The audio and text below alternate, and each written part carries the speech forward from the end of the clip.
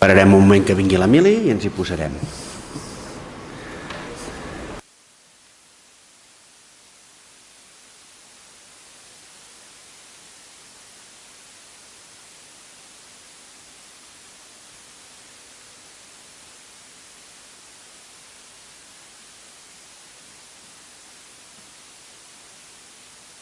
Ja el tenen fet.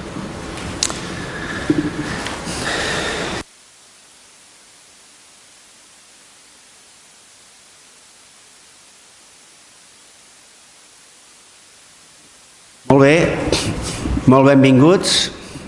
Welcome everybody, bienvenidos, benvenuti.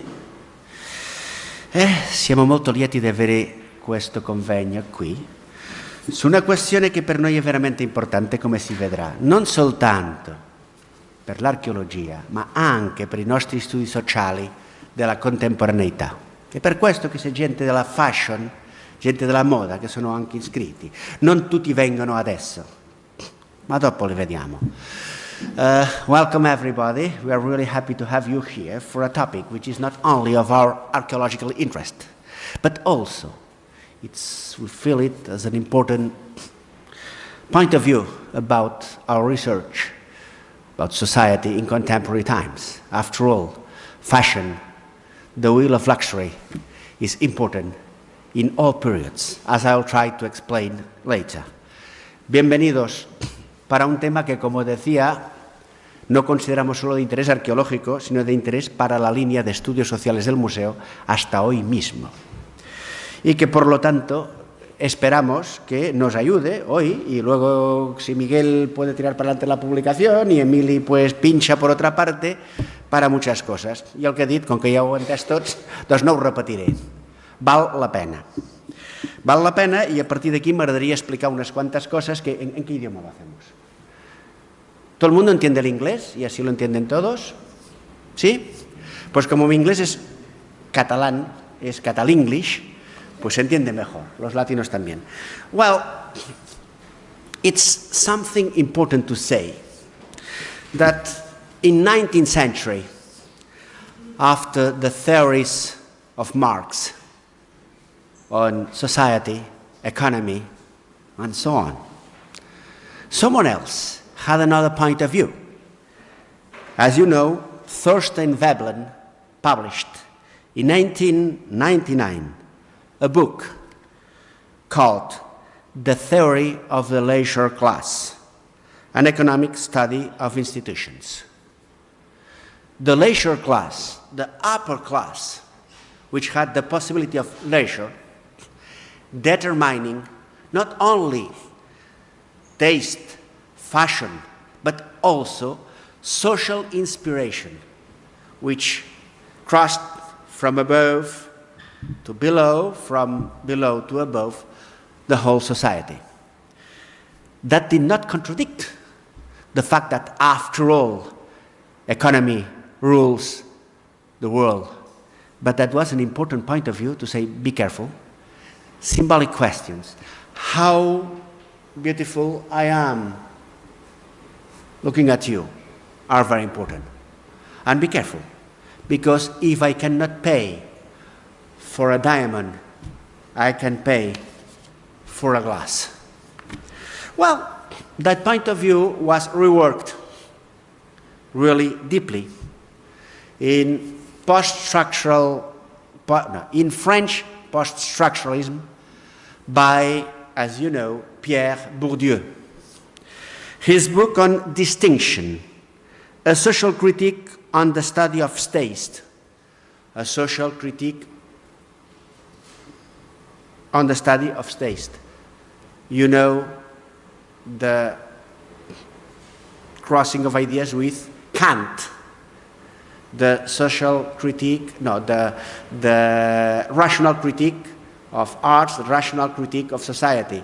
So he said, look, it's taste, a criterion very important to analyze society as a whole. Distinction, In Spanish, it was translated by la distinción, crítica social del gusto, la crítica del juicio de Kant como eco, cuando Pierre Bourdieu plantea toda una reelaboración teórica que también tiene detrás todas las teorías del marxismo, entonces todavía muy fuertes en el año 79, y plantea que el gusto marca mucho. Bourdieu talked a lot about very everyday things. For example, that for the upper classes, being minimalist but having the best things was the way of being fashionable.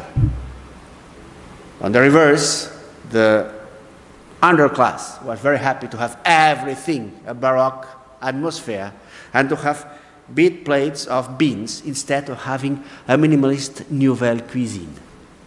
But in all social groups, imitation was important, was the real fact. From diamonds to perlas majorica, which was that kind of perlas majorica we know very well. It was the kind of having, well, low price jewelry. So when someone said to me, "Oh, Joan, that's a mistake. You put color, luxury, and style in the Roman period." But there is many people interested who are not archaeologists. They will understand nothing. I said, no, that's a privilege. Finally, archaeologists break the limits and have a wider audience. So we were happy when we talked with them, when we talked with Emily and when we talked with Miguel, to find both a balance between strict archaeological specialist research and a point of view which bring your work in a wider spectrum of social thought. Y tengo que decir que, hecho el contexto general, realmente el programa es en sí mismo un lujo.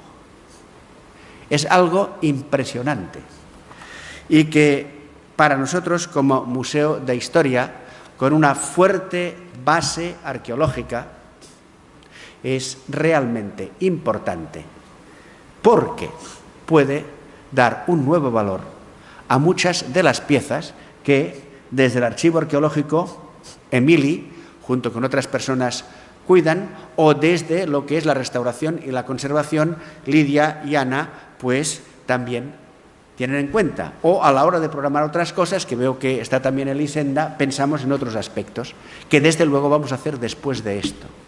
Por esto, i per això, a la portada hi ha un vidre.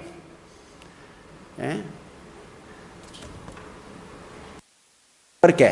Perquè d'alguna forma és la peça en brut che es pot treballar de moltes maneres.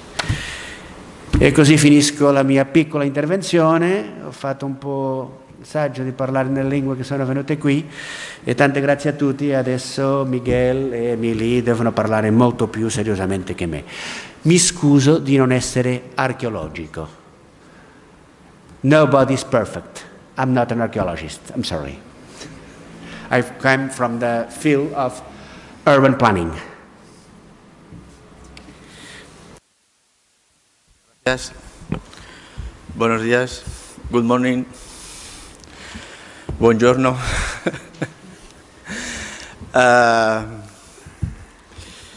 En primer lugar, quiero agradecer al Museo de Historia de Barcelona la acogida que nos ha dado para poder celebrar estas jornadas aquí. Porque creo que, bueno, el marco a mí me parece espléndido. Bien, cuando nosotros nos planteamos hacer estas jornadas, el objetivo era que se pudiese transmitir a la sociedad una parte de los resultados del proyecto Fita Vitro Lapis las imitaciones de piedras en vidrio en época romana, que durante estos 3 últimos años hemos estado realizando y en el que pues, ha participado el Museo de Historia de Barcelona, el Museo Nacional de Arte Romano de Mérida, el Museo de Zaragoza, además de la Universidad de Zaragoza y la Universidad de Cantabria, entre otros. Bien,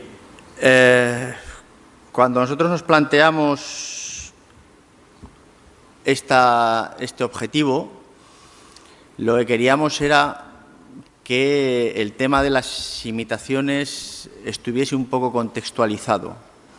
Es decir, las imitaciones en vidrio no son ajenas al fenómeno de las imitaciones en el mundo romano, ni siquiera tampoco al fenómeno de las imitaciones a lo largo de la historia, porque esto no solamente afecta a época romana. Y entonces pensamos en una serie de especialistas, de investigadores que de una u otra manera habían abordado el tema de diferentes aspectos, ¿no? Es decir, quizá como el tema de las imitaciones, así sin más, podía ser muy duro, el color, lujo y moda, que al fin y al cabo van inherentes a las imitaciones de una u otra manera, permitía abarcar un espectro un poco más amplio, ¿no? Y eso es lo que creo que en el programa aparece. Una serie de investigadores que han trabajado, que están trabajando en diferentes aspectos y que permiten que los resultados que nosotros podamos aportar o una parte de esos resultados puedan ser entendidos. Este es un aspecto que para nosotros es importante. Otro aspecto que, voy a ser breve, que me gustaría recalcar es que durante estos 3 años el proyecto, digamos que se ha beneficiado de un trabajo de gente que está en los museos, ¿no?, trabajando y que, bueno, que de una u otra forma han hecho un esfuerzo extra, ¿no?, por aportar no solamente las piezas, buscar las piezas, porque muchas están en los almacenes, ¿no?, sino también por contextualizar esas piezas.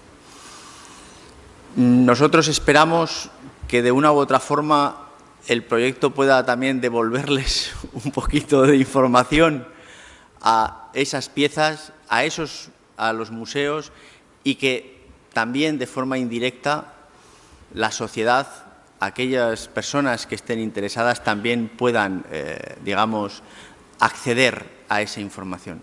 Porque al fin y al cabo para nosotros es lo más importante. Las publicaciones científicas están ahí, pero eso es solamente una parte. Y bueno, yo espero que las jornadas sean muy fructíferas, estos 2 días intensos, y espero que, contando con la colaboración de los participantes, en un plazo breve podamos tener una publicación de esta reunión, y eso ya sería, digamos, el colofón.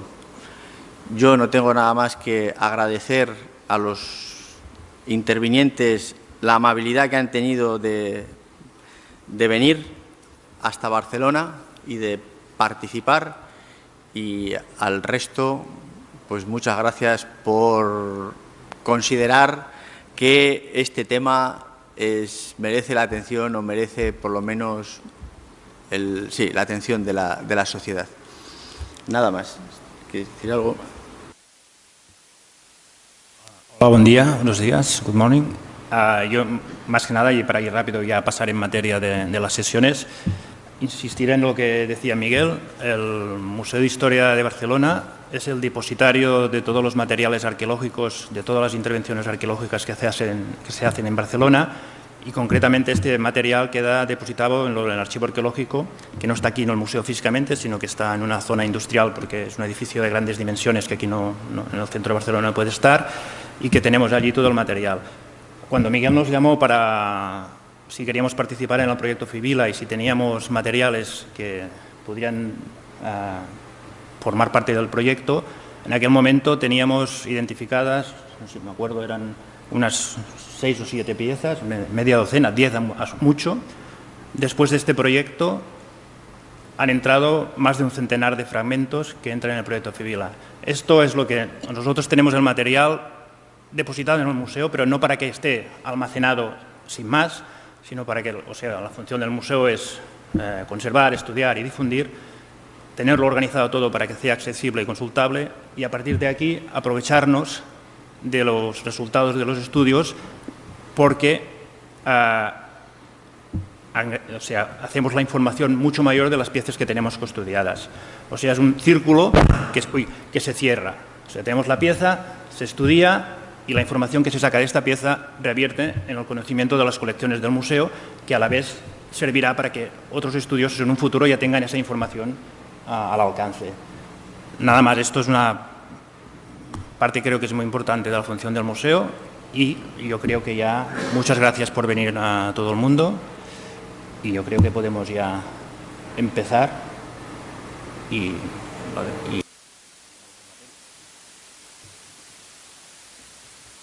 Pues yo me voy.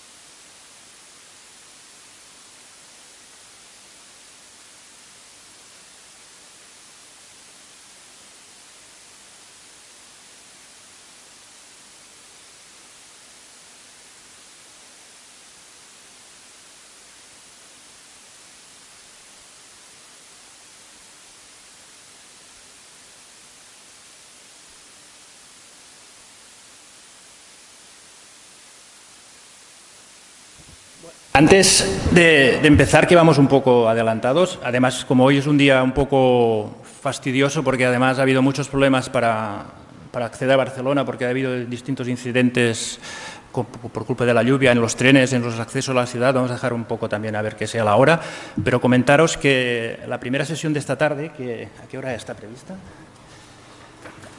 A las 16:30, que era la de Pilar Caldera, del regalo de los dioses Cristal de Roca, Arte y Ciencia y Sociedad, no se podrá hacer porque Pilar no ha podido venir por problemas de salud. Entonces, lo que vamos a hacer es la segunda, la de Miguel, Esperanza y Juan, pasarla a primera hora de la tarde, y la de Jean-Pierre, pasarla, o sea, escorrer las sesiones hacia arriba. De manera que terminaremos un poco antes hoy, pero así no estamos con un break tan grande al mediodía. O sea, vamos a correr las sesiones. La cuarta sesión quedará unida a la tercera, ¿vale? Entonces ya el debate supongo que empezará pues 45 minutos antes de lo previsto.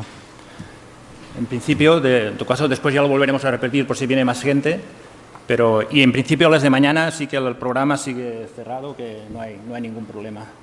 Y ahora esperamos 5 minutos que venga Amanda, o menos, y ya está. ¿El PowerPoint ya lo he puesto?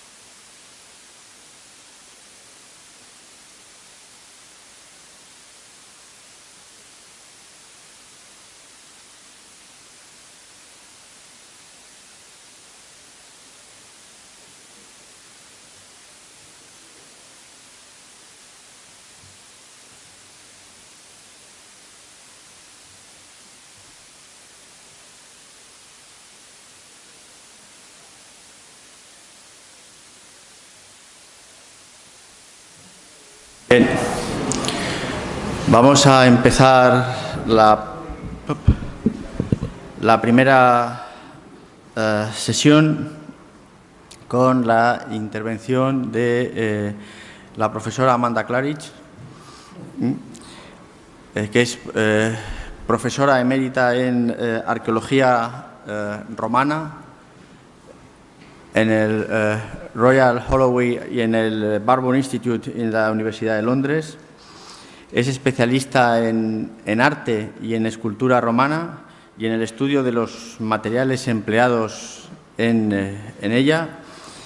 Ha abordado el tema no solo desde el análisis arqueológico, sino también desde la perspectiva histórica, prestando especial atención también a los escritos de los autores de época moderna sobre estas obras en el periodo romano.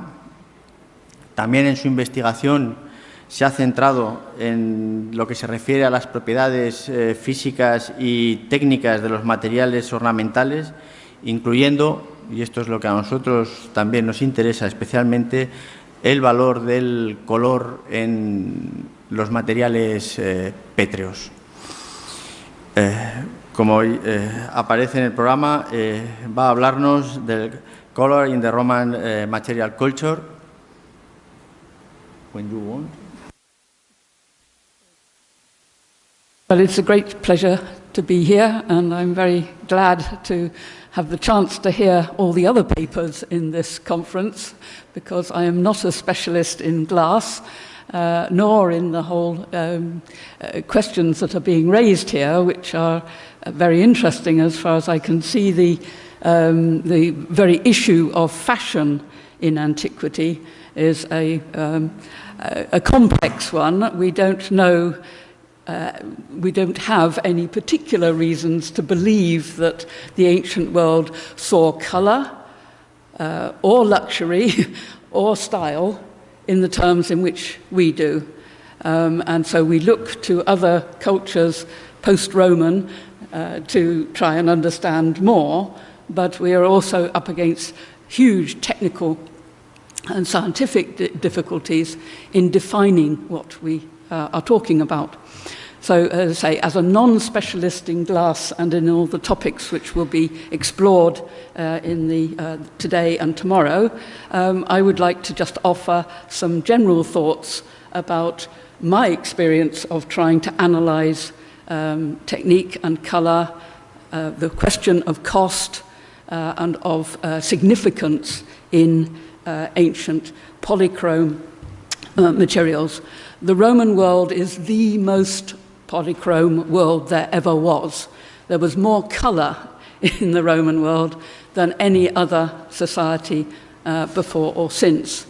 And it is one of those features which we struggle to come to terms with, because there are no set, clearly to my view, there are no set contexts or purposes for which colour was used.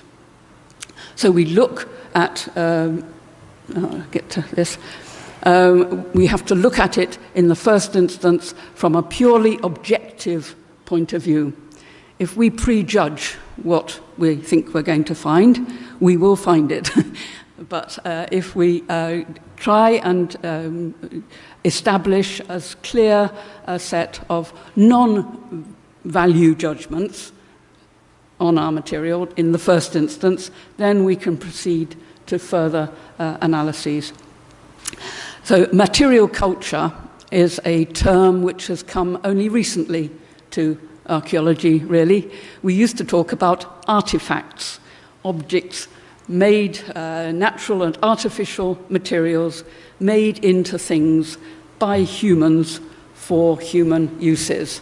So there's a distinction between found objects or things that you use which require no manipulation whatsoever, no processing, and the things which are used by a society to express functions and purposes which suit their aims and objectives. And every artifact has multiple properties, and that's our first challenge, is that we can measure and evaluate objects, artifacts, which can be buildings, ships, anything you like, but we tend to focus on the movable, smaller objects which tend to survive from antiquity. And we can measure them and we can evaluate them, at least on a relative scale, between one category of artifact and another. So buildings are classifiable, obviously,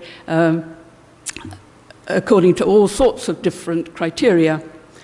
Now, in terms of the objects we're dealing with today, we have physical properties are the most obvious. We have size, which we're going to hear from Professor Slavazzi on these enormous bowls and plates, but we can also get miniature bowls and plates. So size is automatically a criterion we can approach, we can classify, we can quantify, we can try to understand why a society would develop minute things, but also colossal things. Shape. We can have solid shapes, we can have open shapes, we can have figurative shapes, we can have geometric shapes. There are all sorts of designs, as it were, in antiquity as in the present day. Those are more difficult to define. What separates one shape from another can sometimes be extremely complex. But in the Roman world, it's particularly material and colour that we are interested in. And material, to the Romans, was more important than colour, or let's say more significant than colour. that the source of the material, where it came from, how it was made, whether it was durable, was it soft, hard, was it rare, very rare, common, so on. All these considerations have to be taken into account when trying to evaluate what a material might be. In the Roman world, like no other, stone became the main material of choice for many purposes.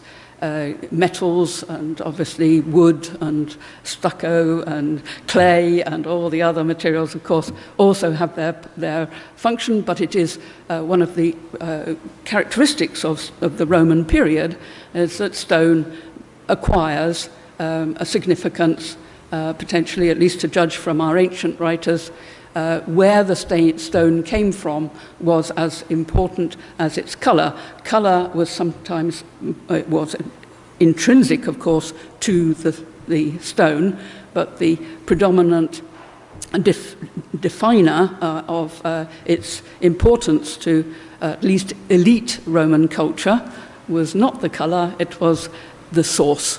The fact that it was brought in from very far flung areas of the Roman Empire and also beyond, that it signified Rome's control of this vast geographical spread.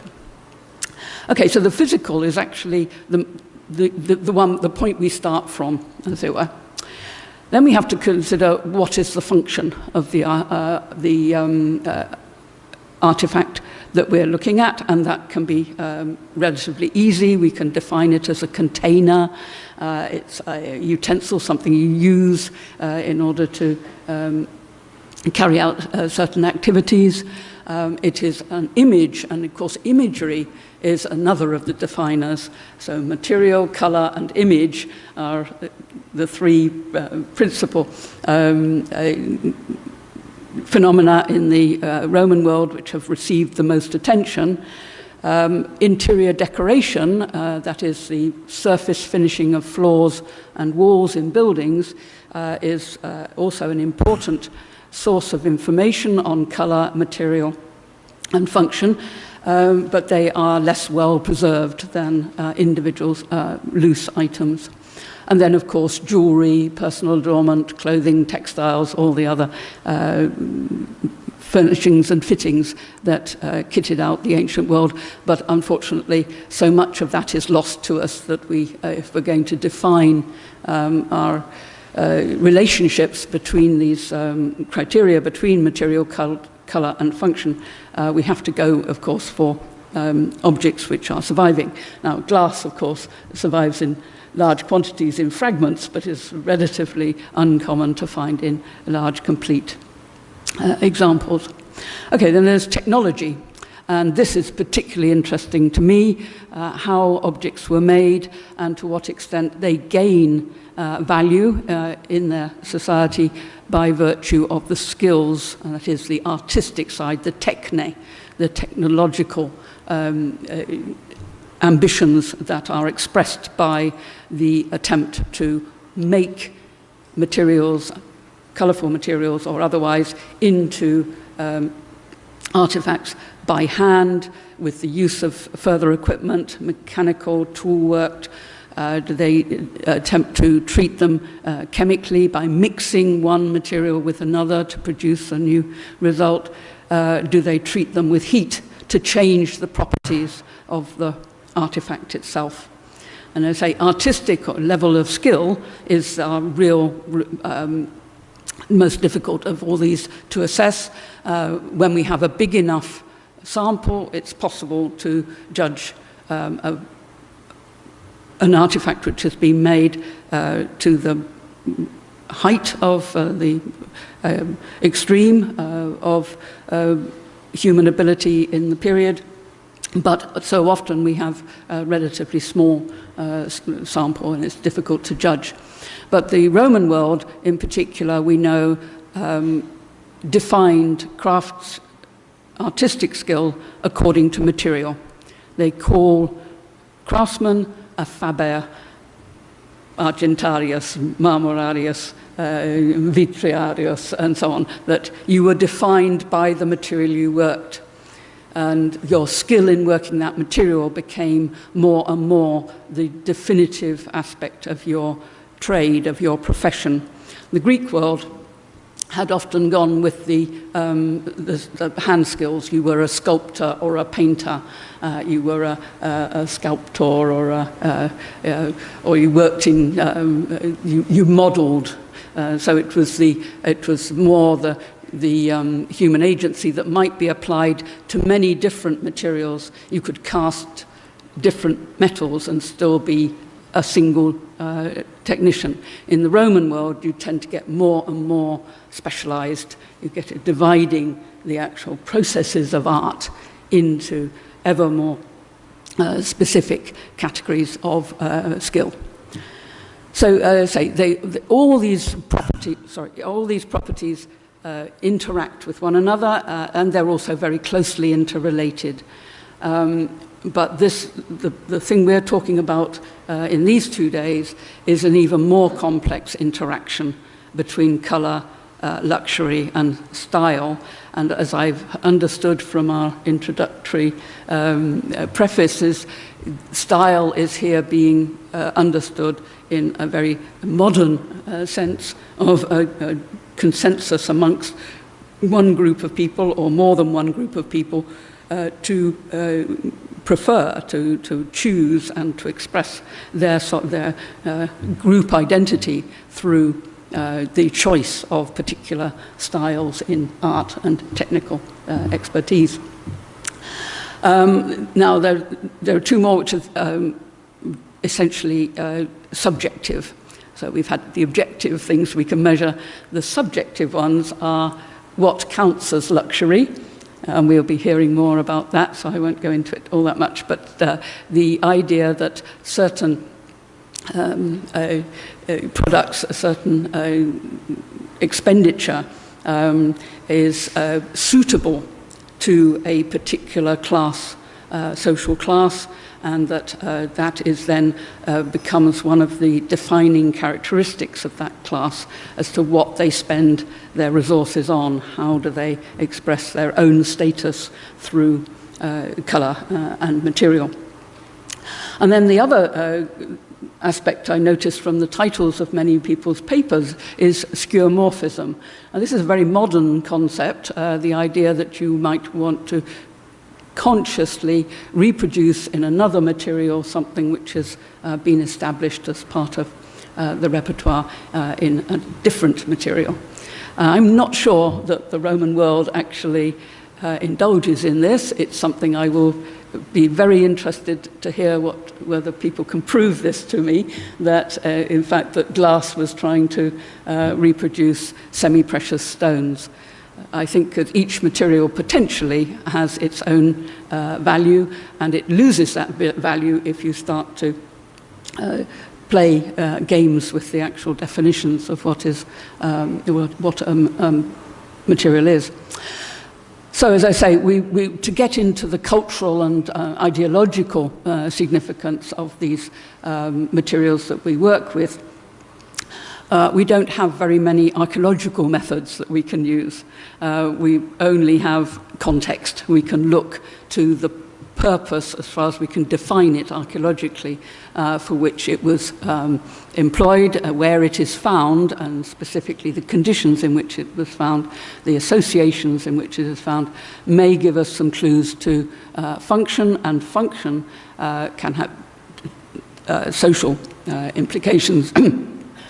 That it's funerary. I mean, customarily in archaeology we define funerary, domestic, civic, religious, military, or in case of the Roman world of architecture and art, we are often in the habit now of calling it public or private, as if there's two different styles that you can employ. There's a fashion for public consumption and there's a fashion for private consumption, which is an interesting feature of more recent scholarship.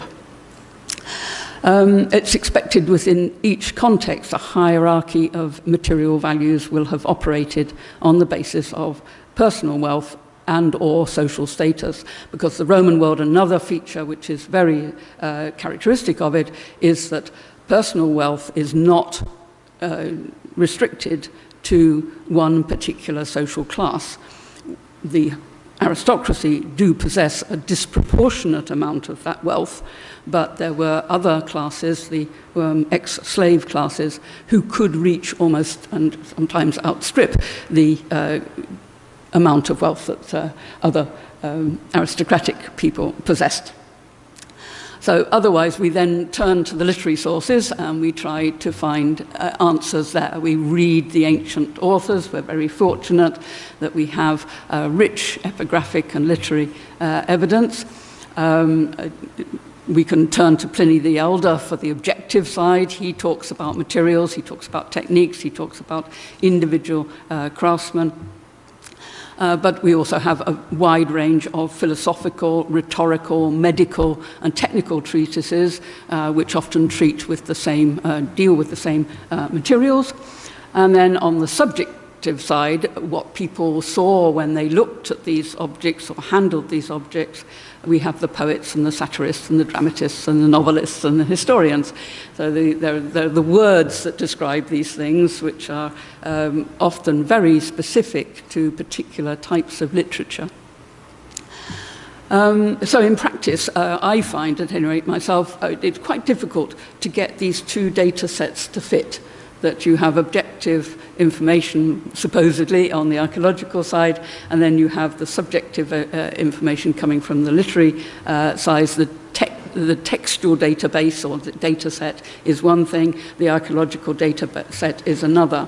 And ideally, we can make them fit, but we have to beware of trying to make them fit come what may.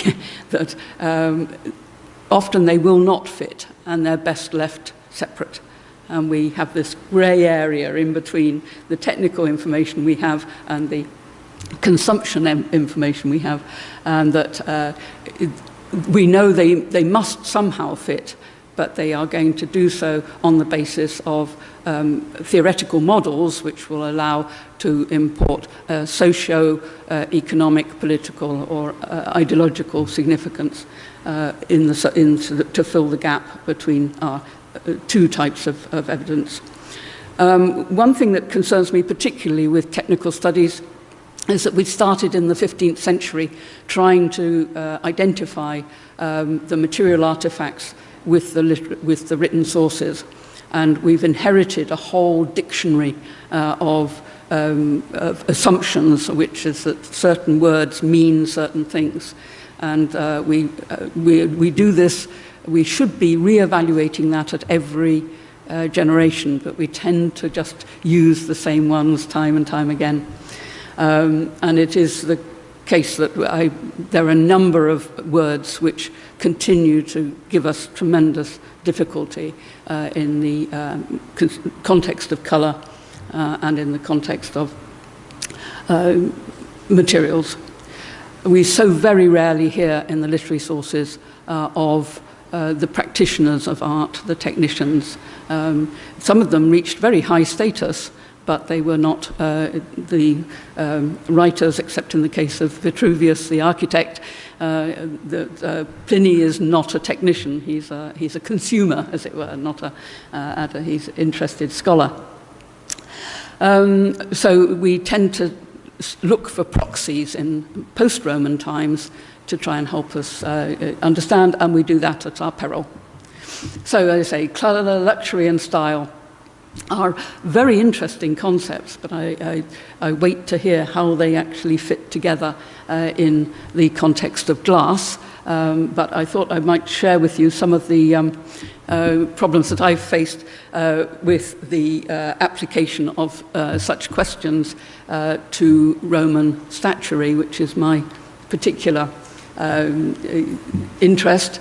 Roman statuary in marble especially is preserved in thousands and thousands of examples, and on the one hand it repeats endlessly, repeating images the stylistic similarities between one worker and another are often not only very well attested, they're attested through long periods of time. It's a bit like red pottery, you know, the terra sigillata, the red glossware, which starts in the 1st century BC and goes on till the 6th century AD.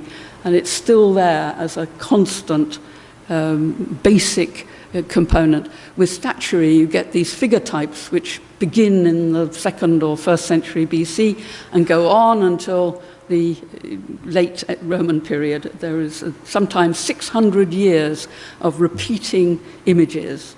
But at the same time, it is almost very, very rare to get two images which are exactly the same.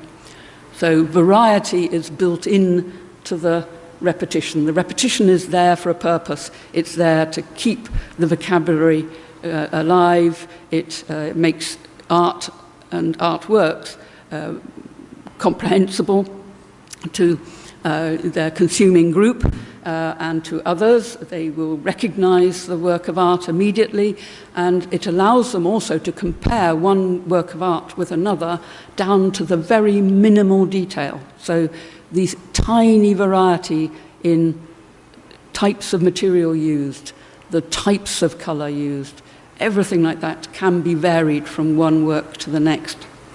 And in these circumstances, what are we talking about? Is one work imitating the other, or is it translating the other, or are we actually dealing with simply multiple interpretations of a common model, which is then expressed in all sorts of different ways? We can see the hierarchy in Roman sculpture, well preserved. It runs parallel with, certainly in terms of metal, runs parallel with the coinage, that you have Roman coins in gold, silver and bronze. We have sculpture in gold, silver and bronze. Of course, there's not much gold left, but it does exist. The Septimus Severus here from Thrace. He's quite small. He's only 28 centimeters high. A bust of Lucius Verus, his predecessor in Turin, twice the size. And that's more or less the proportion you get in the coinage. And then the great bust of possibly Trajan's father from Ankara, which is getting on for a meter high. And then you can have stone, and stone is in every possible variety. You can get it in limestone, sandstone, tufa, all the poorer stones, but especially what the Romans go for is marble. And what survives is white marble on the whole, or varieties of white marble. But there are examples, as in the case, as in the case of this one here, of the bust of the white marble. Bust has been changed to green or green-yellow by carving it in onyx, taking the same model. It's exactly the same type of arrangement of cloth and drapery. Or you can do it in red. You can do it, so there's green and red, yellow are the basic colors. So in statuary, the same thing. You just you're going up the scale, you're getting bigger, and you have life-size figures. The same rules apply, that you can have bronze or marble. And in the case of statuary particularly, it's usually installed somewhere. It's in a physical built environment. It's on display in a theatre or in a bathhouse or in a domestic setting or in a temple or in a tomb. And so they're always installed in these settings. They're not just simply commissioned, and there are rules that apply to that. Bronze, on the whole, from the practical point of view, is more durable. It's better to stand outside. So most bronze statuary, for instance, from Roman theatres, like in the case of the one here on the left, was standing out in the cavea of the theatre. So it was put up amongst the members of the audience who were seated there, dressed in the same costume, looking very similar, and probably including this man himself, Lucius Mammius Maximus. This is from the theatre at Herculaneum. So he's out in the cavea of the theatre. On the stage building of the theatre were marble statues, because marble needs protection. Marble needs, on the whole, some form of roof over its head, even if it's a very small one, in the form of a cornice on a building to protect, or you set the statue in a niche. On stage buildings, you would put marble statues, in theatres, you would put the marble statues on the stage building. Otherwise, we get the sort of statue we've got here alongside that of Fundilius. He was set up at a sanctuary of Diana, but not outside in a room. And interestingly, you can see that the two statue types are identical.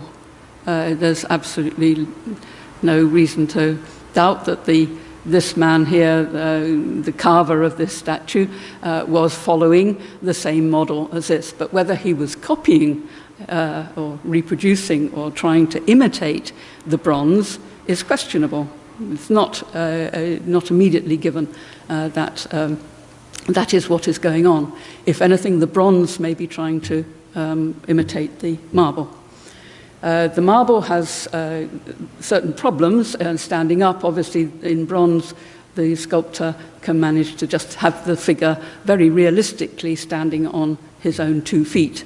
In marble, they have to put some extra stone or leave some extra stone around the feet because the weight of the marble is too great for the figure in those proportions to bear the strain of the ankles, which are bare, though the sculptor has actually made a hole through the bottom, just as he did on the bronze one. He had to add the left hand and the right arm, but the head in this case is actually all carved in one piece with the body.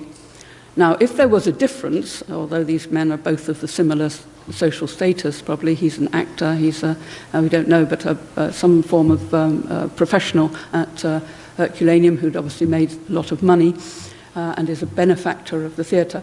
The two of them come from broadly the same social class. Their clothing would distinguish them as citizens. They're actually Roman citizens. But Fundilius, probably, the thing that really distinguishes both of them, of course, is the portrait head. So the body is like a symbol, and that's the style, and then the portrait head is what makes that an individual. That's the variation, the variety. And the other thing that would make the difference would be the addition of colour to the marble statue. That all marble statues in antiquity, at every level of production, received some form of additional surface treatment. And Fundilius has no traces whatsoever of colour on him, but we can imagine that he was once given some realistic skin finish, and that his arms and his arm and hand would have been added in the same marble as the body and given similar treatment. In the case of this one, this is the Emperor Augustus.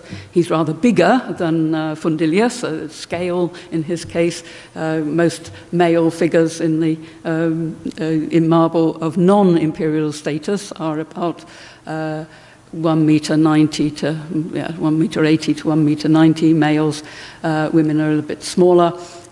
Emperors tend to go up to 2 meters, and they're sort of 7 Roman feet rather than 6 Roman feet. Everybody's a bit bigger in marble than they are in real life in antiquity, but that's just that seems to be a desire to make them more impressive at a distance. So this Augustus one, interestingly, he's got the head in one marble. The hand, the arm here, and this hand are in the same marble, which is the very best quality Parian marble from the island of Paros. Then the body is made of Italian marble from Luna, the Carrara of the present day. And there are traces of red paint all over the toga. He no doubt also had his features painted and some sort of treatment to the skin so that he would appear ever more lifelike. And then these are all people in the 1st century AD. By the 2nd century AD, there comes a great transformation of colour in these circumstances. The barriers, as it were, are moved, are shifted up to the next level, which is to convert what was applied in paint to sculpture, to convert it into permanent colour, so that you could in fact place statuary of this sort outside and it would not lose its colour, which must have been the main problem with the marble statues in the early empire and throughout the history of empires, that they, although they might have very rich polychromy, it had to be protected against the effects of weather, rain, water, heat, sunlight, and would often need replacing as they went on several times over. Whereas by converting the actual body into a coloured stone, at least the body never lost its colour and never lost its significance. This is porphyry from Egypt on the right. And the attempts that we make to reconstruct these colours, there's a figure here of a woman from Delos, the island of Delos in the 2nd century BC, who is full of traces of colour all over her drapery, her head, her hair have small traces. Reconstructions have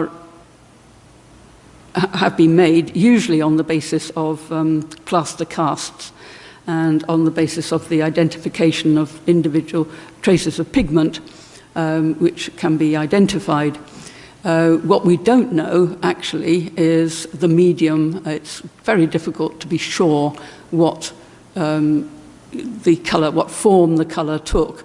Individual grains of pigment do not necessarily give you a true idea of what the original polychrome effect was, and most people have reacted to the sort of reconstruction you see here with some horror, not just because it's very crude compared with the sculptural quality of the work. It is very, the colours are often too simplistic, and they're opaque. They've been applied as tempera with egg or synthetic medium. And they have the effect actually of almost cancelling much of the sculptural quality. It remains to be discovered some way of experimenting with the painting of actual genuine marble.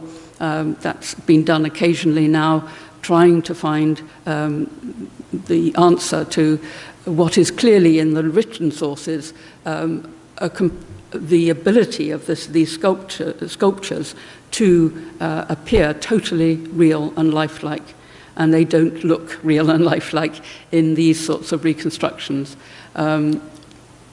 Even the Augustus from Prima Porta, famous statue, which was discovered with most of its colouring on.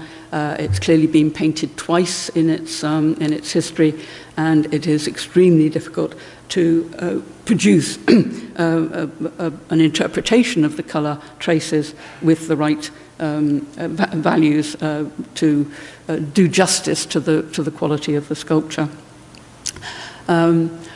And in fact, actually, the more you look at just the sheer quality of coloured statuary, which comes in, say, especially in the course of the 2nd century AD, but is already there, perhaps at earlier periods.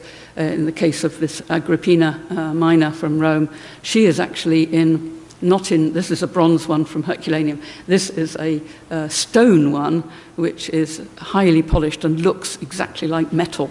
But it is something which no Roman would have mistaken for metal.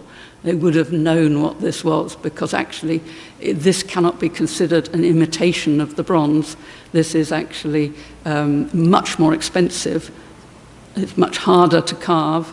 The stone itself comes from the eastern desert of Egypt. It has to be transported all the way to Rome. It needs specialist skills to carve it, and the polishing alone would have taken months. Similarly with the porphyry, another of the Egyptian stones, this whole taste for polychrome statuary in genuine coloured stones is taking its lead from Egyptian precedents, but the Roman world greatly expands the repertoire of stones being used and the purposes for which they're employed. This is a marvellous one from Sessaurunca in Campania, which employs two qualities of the same marble, or it's a marble from the same source, which is Göktepe in the Meander Valley in Turkey, where you've got white marble for the head and the flesh parts, just like the Augustus from the Augustus from Via Labicana. The body is, and the drapery is all, the draped body is in a black marble from the same quarries. And we can suppose that the head and the flesh parts were painted to bring out the lifelike qualities of the stone. So it's a challenge. My own personal favourite is the head on the right here. This is a head of a velate toe-gate statue like the Augustus from Via Labicana, but he has his paint on his hair, his eyes, on his drapery. He too is wearing a purple robe, but it's astonishing the quality of the expression in the eyes, which is achieved in fact not with realistic colours, with red and with black, which are not necessarily human, as it were, but the effect is extremely lifelike, and the soft polish on the skin too is enhanced with little traces of Egyptian blue, white, lead. There's all sorts of other colours which are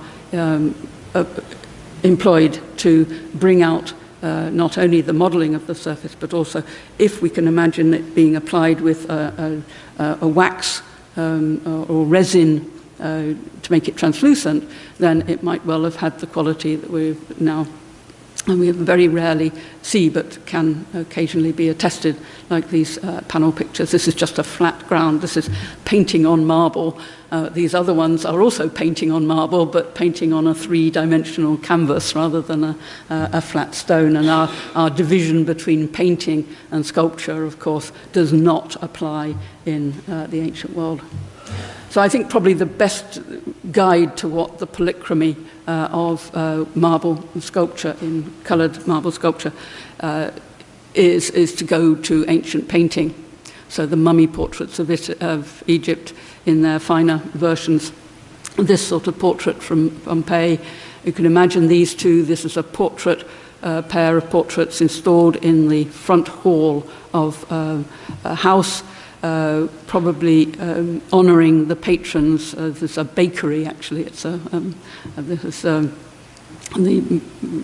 here's the bakery, and the house is attached to it. And the bakers are probably, these are the patrons of the bakers, and they are being honoured in this portrait, which probably reproduces the same sort of, it does have the same palette that we find on the marble. So there's really no distinction between painted imagery and three-dimensional marble imagery, except presumably the cost that we're talking about. Luxury here in the marble form, and lesser luxury in the painted form, the two-dimensional painted form. So the resources to which sculptors of all types would go to achieve permanence in colour were already there right from the beginning of Greek sculpture, with the inlaying of eyes and eyelashes, and in bronze, the treatment of the bronze itself to bring out different colours from the natural metal. Unfortunately, we really don't know what most ancient bronzes looked like. the sort of extraordinary stylization and yet realism of treatment. This is the eye of an Amazon from Herculaneum. There's our man here, the softer technique of the human portrait. This is basalt rather than bronze, and it's using, we don't know whether the eyes are actually original, but they were inlaid, so they're done in onyx here. In the later Roman period, the sculptors start to actually indicate the eyes on the pupil, so not leaving it just to colour, they actually carve the line of the pupil, of the iris, and the highlight of the pupil. And it used to be thought that this was a sign that sculpture had renounced colour and that it was trying to achieve these realistic effects, coloristic effects, just by shadow and carving. But actually there are enough portraits now which are known, which have colour on as well. So what's happening is that the sculptor is effectively ensuring, just like with permanent colour and using red marble for red drapery, he's carving the gaze so that when the paint has to be renewed, it's always being renewed in the same position, or at any rate the statue does not lose its gaze when the colour decays, and then it can be replaced at will. So there's an interaction here between the polychrome effect and the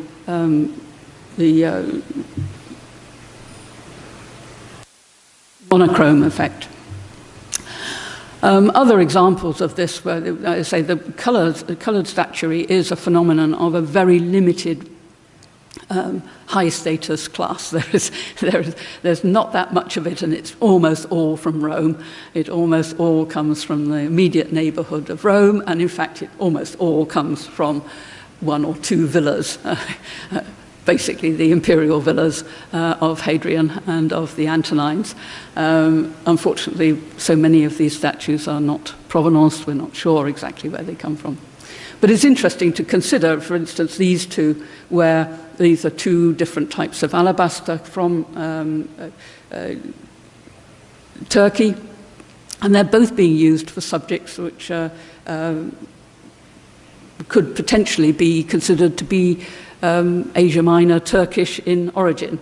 The Ephesian Diana, of course, is the Diana of Ephesus, and she's in this local alabaster, which has been thought to be trying to imitate ivory, because the original cult statue may well have been of ivory.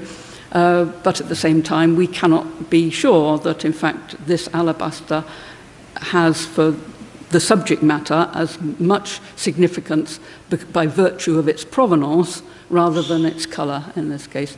And similarly, the seated statue on the right has been thought to be a Minerva, could be Cybele, Magna Mater, and she too would come from Turkey. Like these ones, these are the barbarian kings, and they appear in colour almost as soon as the subject itself enters the Roman repertoire. This is a new advance for Roman sculpture. There are no precedents for it in the earlier period in the Greek world, certainly not in these forms. These are the Parthians and the Dacians and the Sarmatians and all these other barbarian tribes against whom Rome was battling throughout the 1st and 2nd and 3rd centuries AD. And they appear in colossal size as in the form of images of their defeated kings, who were often seen participating in the Roman victory, not necessarily being killed. They are being brought into the Roman sphere, and they appear in the best quality stones. They appear in this one here, yellow from Numidia. This is the Numidian yellow. All these stones, unfortunately, we labour when trying to understand them in our own vocabulary, because so many of them are known by their Italian Renaissance, medieval Renaissance names, which just simply call them yellow, green, red, or violet, or purple. The ancient words, the ancient names, almost invariably either named them for places where they came from, or for the people with whom their discovery was associated, usually emperors, but also other wealthy individuals who were the first to discover the stone. So it's the Lucullan stone, or the Augustan stone, or the Claudian stone, the Tiberian stone, either that or it's Numidian and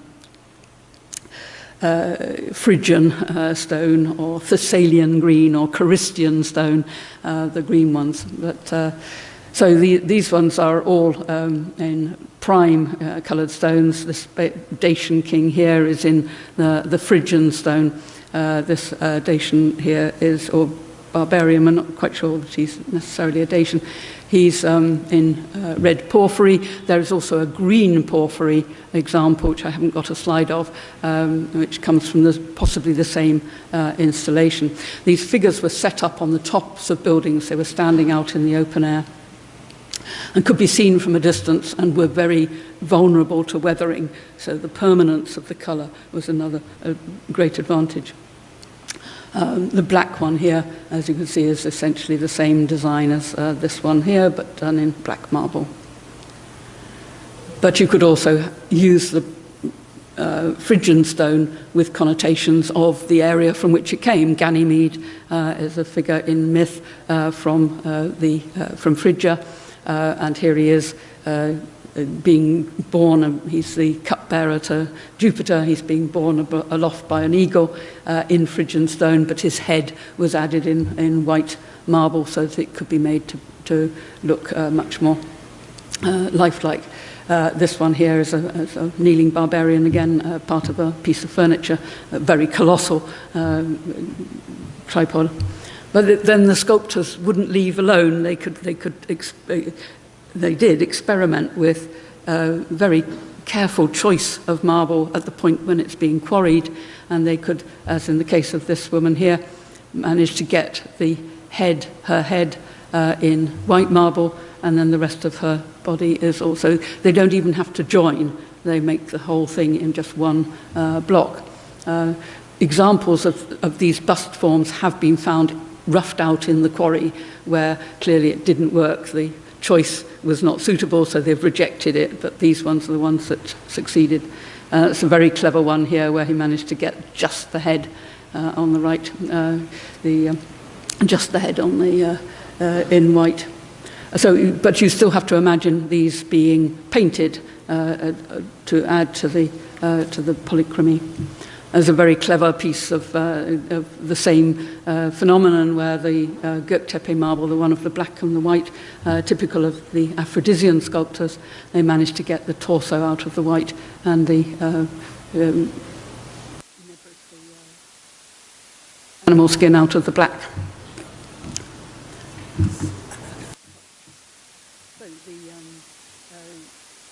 This taste in the 2nd century AD for solid stone sculpture is a very particular phenomenon, which is really at the top end of the market. This is the emperors trying to just outdo everybody else. They have access to the marble, they have access to the specialist skills to work it. They are able to change the actual aesthetics of sculpture in order to privilege the use of solid colour in stone. So that the wine red satyr, this is probably meant to be Asclepius. He's been restored as Jupiter. This torso here from Castel Gandolfo, from the villa of Domitian, in hard basanite. This is a metallic stone. Often been assumed that this is just simply trying to reproduce a bronze, that is imitating a bronze. I don't think any Roman patron would see it that way, that this is a type of stone which looks completely different from bronze if you know what you're looking at, and they did know what they were looking at. And similarly, the white marbles, some of the white marbles are of similar cultural value. They are white as a colour. So white in dress is, of course, normal for Togate males and becomes symbolic of high status in its own right. And white dress gets whiter and whiter and whiter the more you wash it and bleach it. The statuary, with time, gets polished to ever higher and greater shine, so that you then add wax and further colour to it to make it even more brilliant in real terms. This statue, though, would have had the arms and the head and the rest painted. And you can go into animals and they explore all sorts of things. This one here is possibly the Augusteum stone of Pliny, the serpentine from Egypt. Of course, the dog wasn't green, but it's being used as a form of luxury in this case. It's translating the aspect of the stone which struck people as most important. It wasn't the colour of the stone, it was the texture of the stone, which looks like curly fur. It just looks like animal fur. And a lot of the stones that we hear about in the written sources are being described for their qualities of texture and brightness and light or darkness, not for their, in our terms, chromatic range. There's no easy translation of a lot of the tones of our words for pink, red, yellow, and so on don't necessarily correspond to what ancient eyes saw in terms of colour. There's an onyx leopard, and there's literally changing your hair into onyx wig. And then there's all the other translations that go on, or imitations or interpretations, where statuary in white and black marble get interpreted in mosaics. So there's an interaction between the polychromy in mosaic, which is also in stone, with the stone of the great figures of these things. So as I say, the whole spectrum then goes right down from marble to stucco work to painted marble reliefs to wood.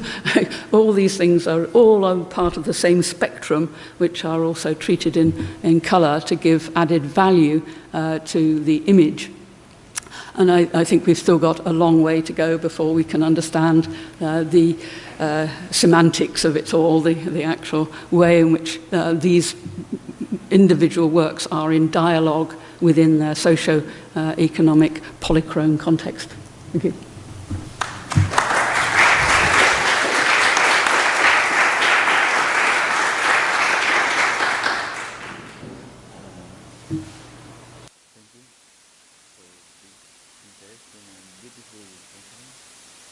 Gracias por esta interesantísima y bellísima conferencia inaugural de estas jornadas.